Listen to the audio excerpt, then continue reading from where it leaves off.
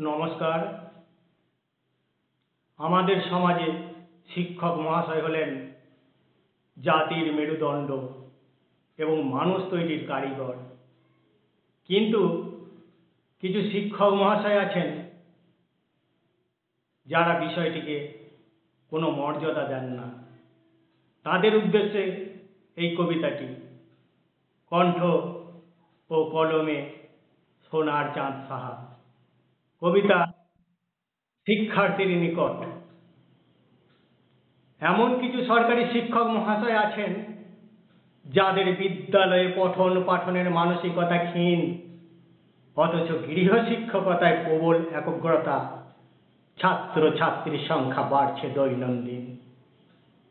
শ্রেণীকক্ষে অনুপযুক্ত হলেও গৃহে এক একজন বিদ্যাসাগর।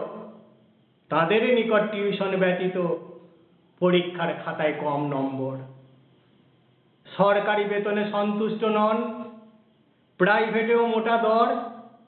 ভীতি সঞ্চারে অনেক গরিব ছাত্র ছাত্রীও সেই শিক্ষকের উপরে নির্ভর। পরিণত করেছেন বাসভূমিকে এক একটি শিক্ষা নিকেতন। ব্যাচের মধ্যে ঠাসাঠাসি প্রায় 30 থেকে 40 জন। অন্যের নিকট নিলে টিউশন ভুল শিক্ষার অজুহাত।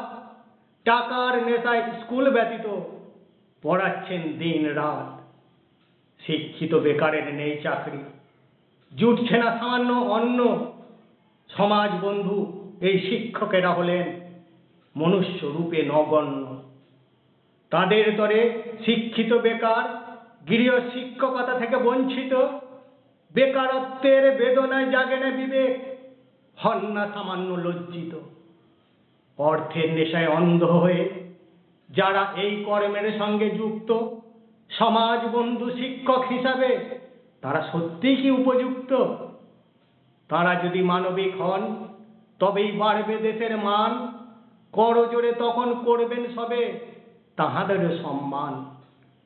প্রকৃত শিক্ষক কখনো করেন না বাণিজ্য, করেন শিক্ষাদান। তারাই হলেন শিক্ষার্থীর নিকট হৃদয়ের ভগবান। নমস্কার।